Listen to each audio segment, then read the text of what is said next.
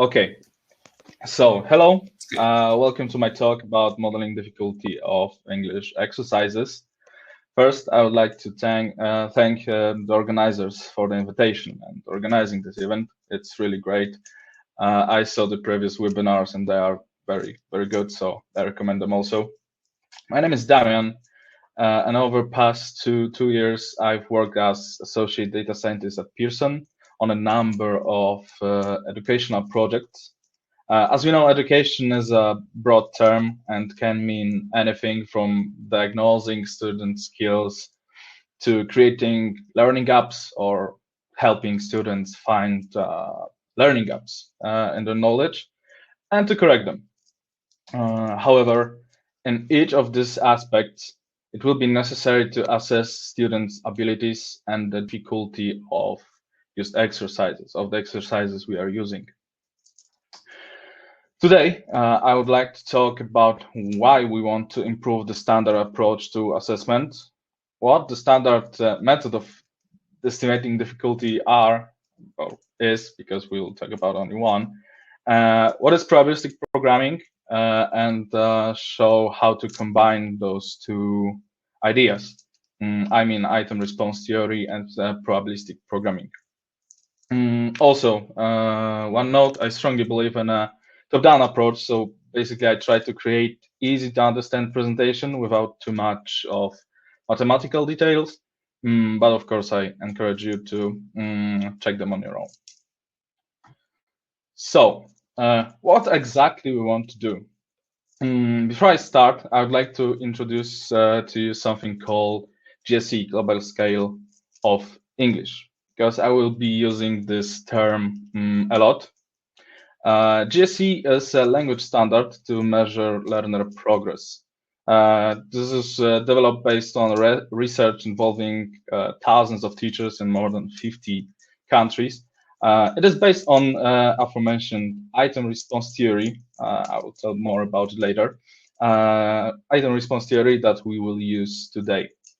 This is the scale of range between 10 to 90, which we can use to describe learner proficiencies, but also to describe difficulty of exercises, because in IRT, these are in the same dimension. These are basically two same things. So having those GSE, we know also that it is used to describe difficulty of various English subjects. So, for example,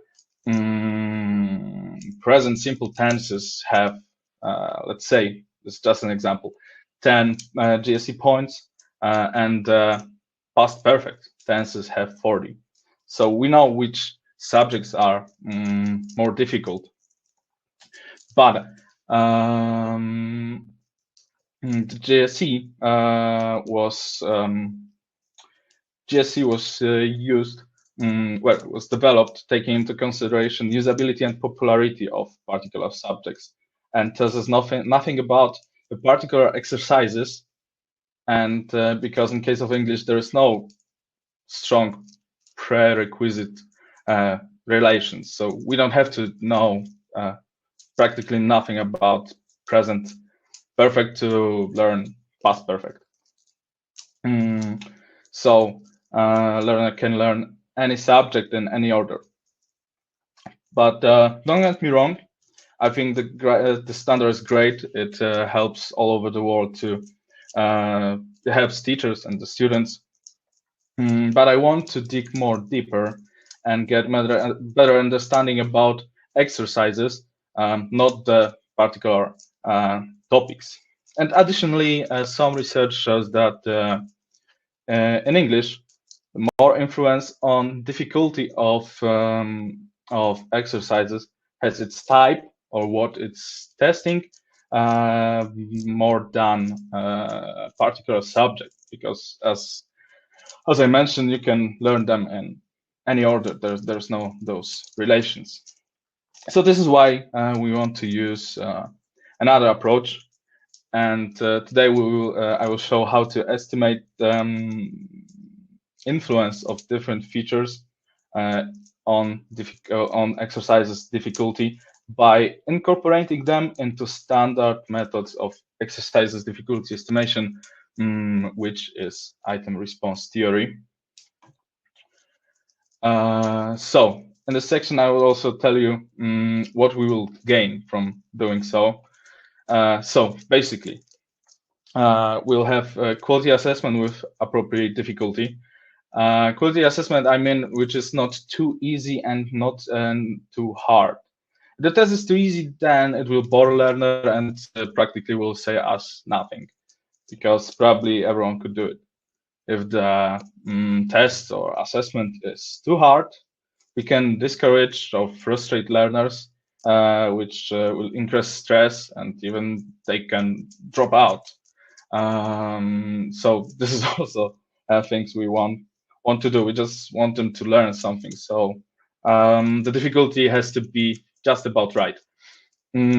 Also, there is a business motivation, which is reducing cost of introducing new items. Using the standard methods, we are certain about the items only when they were tested. So it's costly because before we introduce them to learners, we need to test them. We need to spend a lot of money to run tests. But knowing what types, what features of exercises and how they influence the difficulty, we can just use them, and then we need fewer tests and fewer testing before we will use those items. So now we know what we want to do. I would like to quickly describe what we will need to do it. What we need to do it. So aforementioned item response theory. This is a family of psychometric models for analysis of latent traits and their observable manifestations. By latent trait, I mean skill. In this case, this is the proficiency in English, but it can be, to be honest, everything which we can't directly measure. For example, general intelligence. And by observable manifestations, I mean how the learners respond. Also, we will use probabilistic programming, which is paradigm which automates the whole process of building the statistical model and inference. We'll be implementing basically IRT using probabilistic programming tools. And also, to do this, we will need some domain knowledge, which is everything we know about exercises, about those types. These are also our prior beliefs or what we observed in our experience. So, what exactly is IRT? First, as I mentioned before, the purpose of IRT is to evaluate how well assessment work and how well individual items work and the proficiency of learners. But the main idea behind of IRT is that the probability of correct response to an item or exercise is a mathematical function of learner and item parameters. And we are trying to estimate that function by measuring manifestations, responses of examined proficiency trait. I'm using trait and proficiency interchangeably in this case. So, in other words, the student responses tells us how proficient the students are and how difficult is each exercise. Performance reflects a specific level of ability. Additionally, we assume that probability of answering correctly one exercise is not influenced by results of the other, which means that exercises are locally independent. For example, if learner answers correctly exercise A, it has no influence on answering exercise B. And Last thing, learner responses are modeled by item response function. This is this mathematical function I mentioned a while ago. And this function is basically logistic function, sigmoid function. This is this basic version of sigmoid function. So the item response function is a backbone of IRT, and I want to say a little bit more about it. As you can see, this is this logistic function with additional parameters, and it basically tells us what is probability of answering correctly given exercise, providing learner proficiency. As you can see, there is more parameters than item difficulty. Today we'll use only item difficulty, but I want to also tell you about the other parameters, because they are also used in the real world and also describe the exercises. They also describe exercises. So guessing chance is basically what is the chance that learner who knows nothing and should answer incorrect, he can answer the given exercise correctly. For example, in closed exercises, when you have only, let's say, 2 possibilities, then even if learner and 2 are equally possible, this is important, then guessing will be 50%, because even if you don't know, he can just guess. There's also item discrimination, and this is nothing wrong. This tells us how good given exercise distinguish between learner abilities, which means that the learners with low ability, low proficiency, indeed have a much smaller chance of correctly responding than learners with higher ability. And difficulty, parameter which we will use today, is a parameter which tells us how probable for a learner with given proficiency is to give correct answer for given exercise. Here on this graph, we can see graphical interpretations of those parameters. This is guessing, this is difficulty, and this is item discrimination, this slope. So if we know what is IRT, this is, in simple words, this function used to estimate learner ability and item features. I would like to say more about the probabilistic programming. Contrary to what some may think, this is not programming probabilistic programs, programs which behave probabilistically. This is a tool, I think I can say tool or paradigm, which is used to automate statistical modeling. In other words, it's a paradigm in which we describe probabilistic models and perform inference in those models. We don't need to take care about complicated computations, and we can focus on the model, on developing the model. So I think the describing probabilistic programming is the best by its stages, how the probabilistic programming framework looks like. First, we need to define the model. What it means exactly? It's providing the structure about the problem we want to model. We define parameters which we believe are taking part in describing the model in reality, and we assign them our prior beliefs in form of distributions. And also we set up the prior values to those distributions. Next, we need to fit the model. Now, when we have our base structure, when we define the model, we need to fit our parameters with the data we have. In general, we can think about it as traditional model fitting, but it's not about finding the best single value of parameter, but finding the best posterior distribution which fits the data. And inference, which is basically our goal.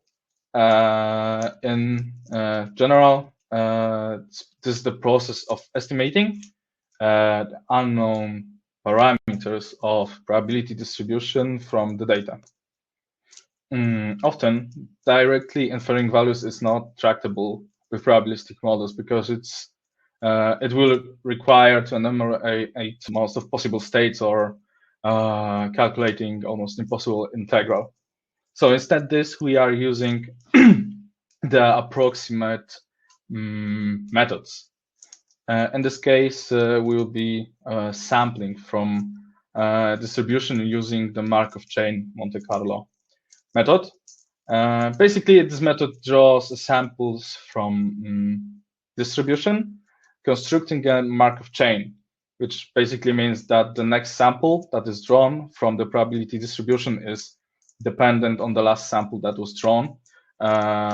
This has highly advantage on just randomly selecting the samples because we know what, let's say, what worked in previous samples, so we want to repeat it. And when we have those drones, data is that the chain will settle on the desired quantity we're trying to infer. Will cover the whole distribution. And then after getting this convergence, we have basically set of points, which are the samples from the posterior distribution.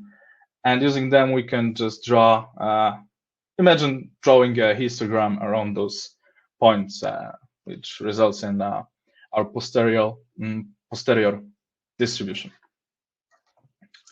So why Greta? For me, the simplicity was the main factor when I chose Greta. To build model, you just need to know native R, which is relatively simple to learn. And every complicated step is performed under the hood, so you can focus on modeling. And also there's scalability. We are leveraging the abilities of TensorFlow to speed up computations, which is for us practically effortless. And this is, I think, a really great advantage because the whole process of computations is usually very exhaustive and can be problematic even on pretty strong machines. So yeah, this is also a great advantage. So we know what is IRT. We know what is probabilistic programming. Let's start talking about the example. Let's build a model. Beforehand, I prepared a little sample of data we are using here in Pearson.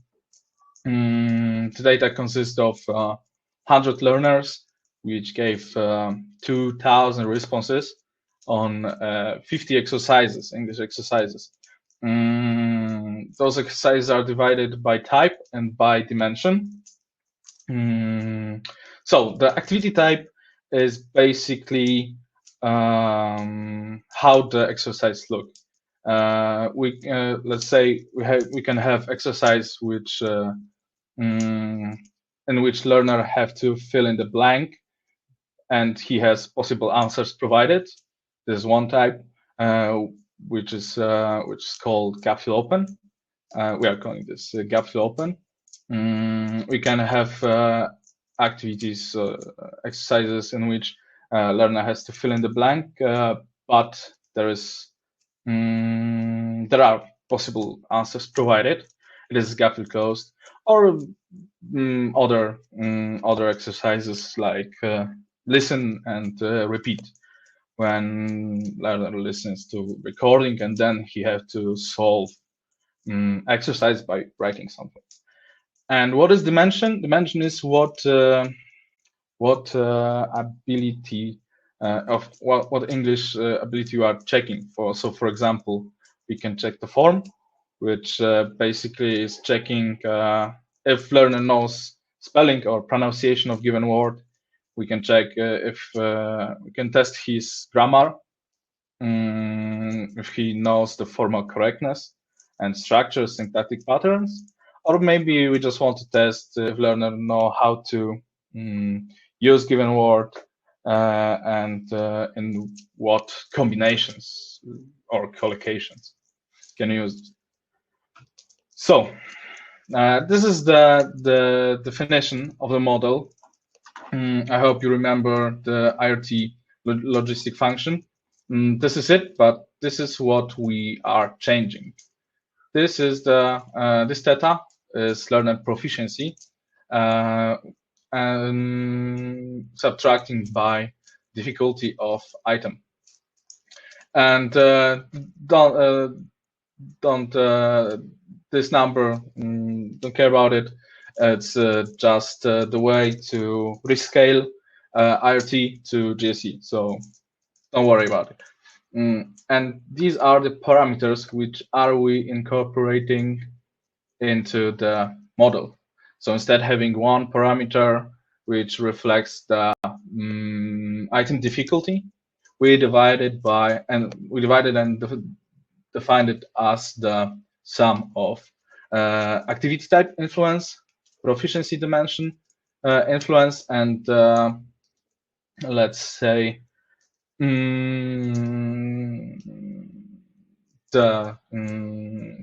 for each exercise we can, let's say, forget about something, or there are underlying parameters which are not aware of, and this parameter is to quantify them. It also can be influence of the subject of exercise, for example, present perfect, or using the future perfect, or just probably noise. There's also in this parameter. So let's next. This is the code which is responsible for implementing the model I showed you before. So basically, this implements this. As you can see, here are my model parameters with the priors and the distributions. I think this parameter follows. These are the normal distributions with the mean equal to 40 and the standard deviation equal to 20.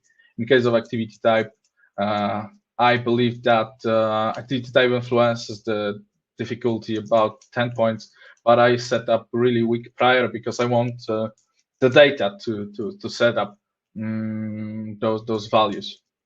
And then, as you can see here, this part is exactly what I showed you here. So we are defining the interaction difficulty, we are defining the learner skill, then we are using the IRT model, and we fit the data to the model.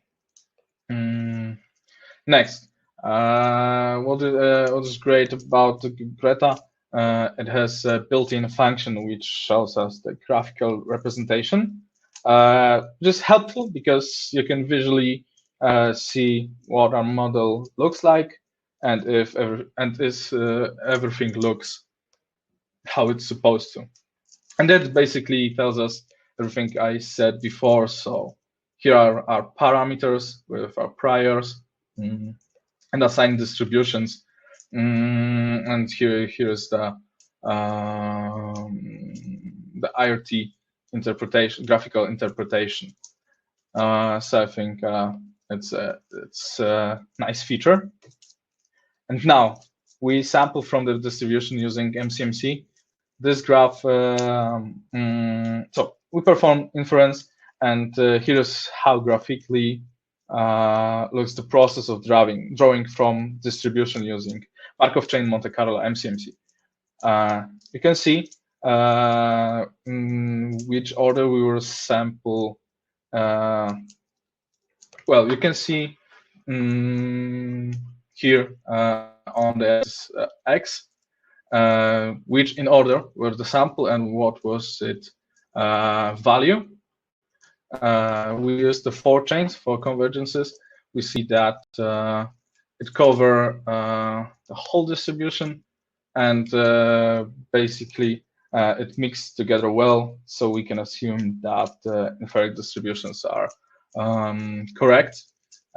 This is the sampling performed for activity types, and here we have sampling performed for proficiency dimensions.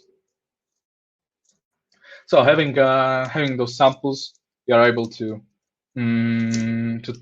look at our estimated posterior distributions, and basically this is the influence we were looking for the whole time.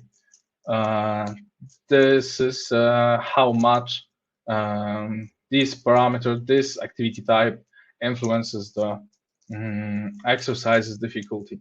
So this graph represents those influences. This is for the gap fill open activity types, where a learner has to provide answer without any help, and this is the influence in exercises with where student is introduced to possible options, possible correct answers. So in general, this tells us that the exercises without provided possible answers are significantly higher, and the same graph, the same distributions for dimensions. Influence of exercise dimensions on difficulty of the whole item. You can see that the first one and the last dimension adds about in general 8 to 80 GSE points, when the middle one only about 2 to 12 points. So this tells us that exercises which checks the grammar and using given words is harder than understanding the meaning of it. So additionally, we can see that in all graphs, about dimensions and exercise types, these are kind of flat. This can lead to the conclusion that maybe our model is missing something, and these uncertainties are present in results because of other trends we are not aware. For example, sometimes the last activities are significantly harder than the previous, because we want to introduce the problem to the learner, and then we want to go higher with the difficulty to see where he will stop or something. So maybe we need to incorporate another knowledge to the model about the location, or probably maybe of other subjects. So that's it. I hope you learned something today, and you get at least some intuition how we deal with the difficulty, how we'll deal with estimating learners' proficiency, and what is the probabilistic programming, and how we can combine it with other topics. So thanks for coming here, and that's it. Thanks.